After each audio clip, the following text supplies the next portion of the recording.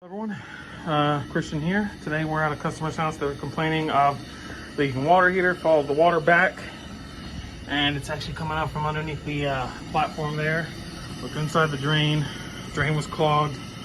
Got a vacuum hooked up to it right now. Huh? You hear it? Yes. So you hear this? So that's how you know it's clear, okay?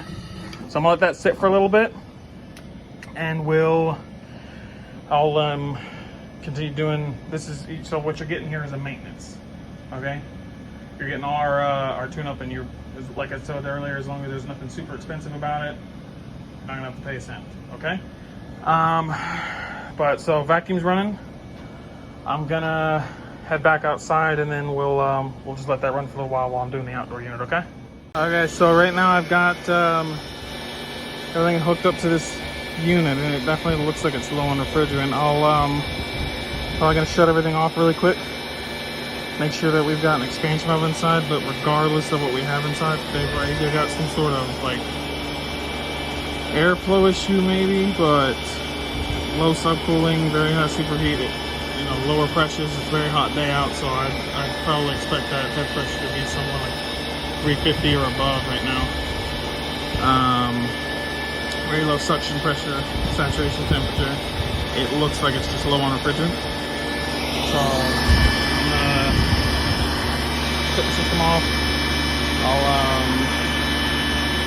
Like I said, I'll go look at the indoor unit, make sure that we've got an expansion valve in there, and we'll probably be having to add some refrigerant and a leak sealer to this system.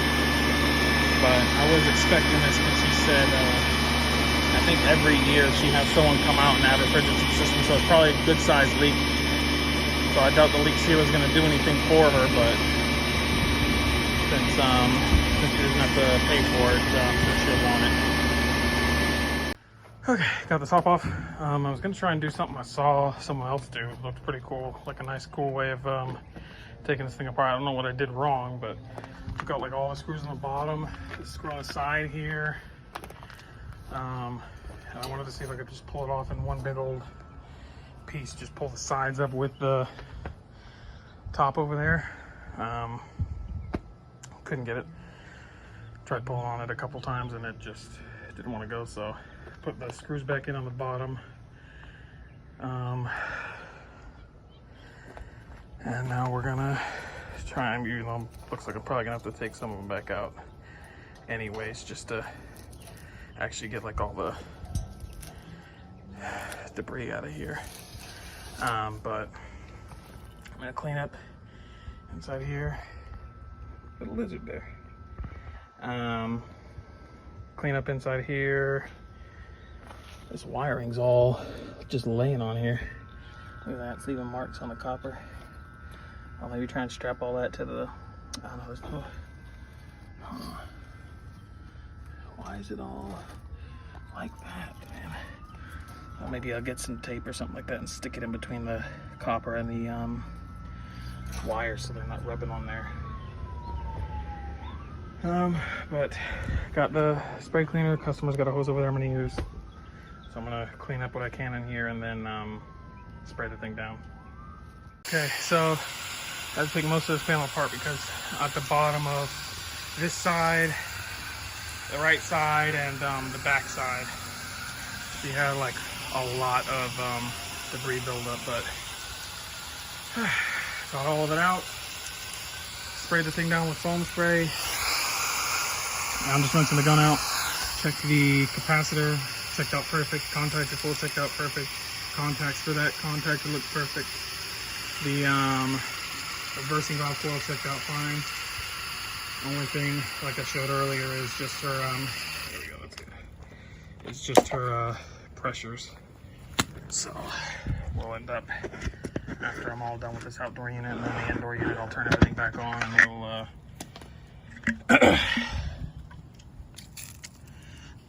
we will add some refrigerant and a leak sealer to the system. Okay, so unit's back together. A little annoying to put the paneling back on, but it's back on. I just wired the fan back in, made sure to have the wires run through that little groove there so they don't, you know, get pinched and then I cause a problem. I'm going off of, is that burned?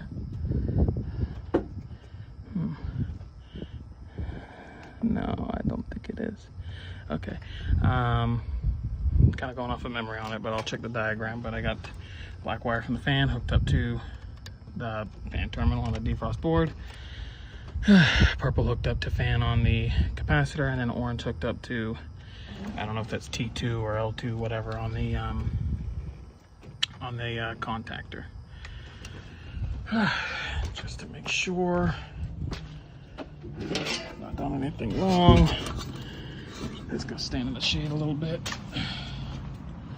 because it is hot. Okay, so let's see.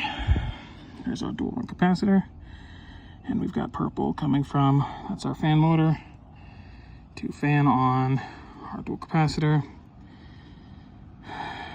Red going from, oh, that's for the, that's common.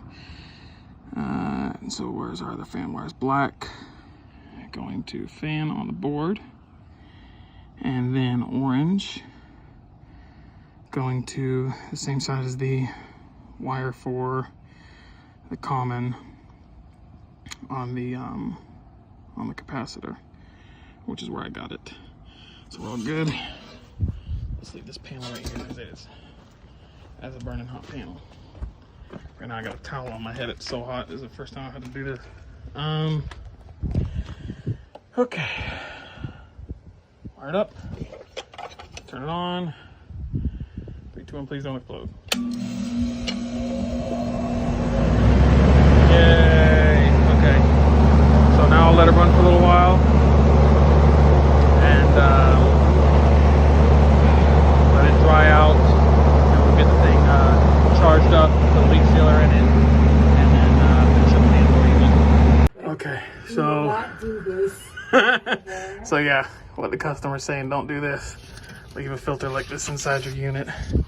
We'll see how this thing runs when I hook the gauges up to it now, before I add a refrigerant at all. July 26th. Yeah. Why does it get so dusty?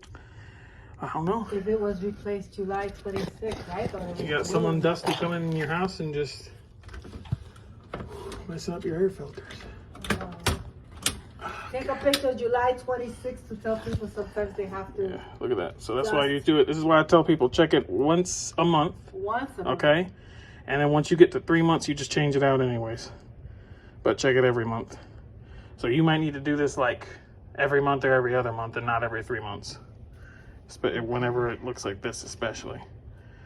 It probably should be changed out before it gets to this point. Okay, so already bled out the hoses. I've added in 1 pound so far of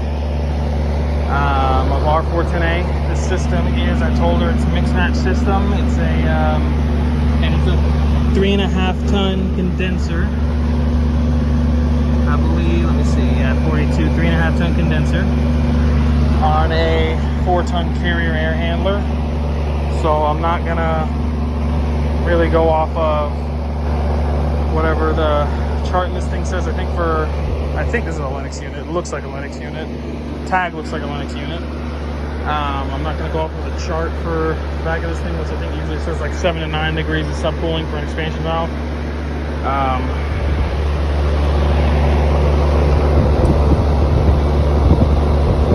But we'll see where we end up. I'm at another 0.5 pound now, a little lower.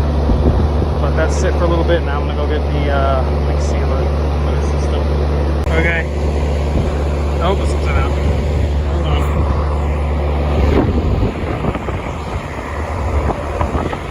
Don't know why it started recording that way, but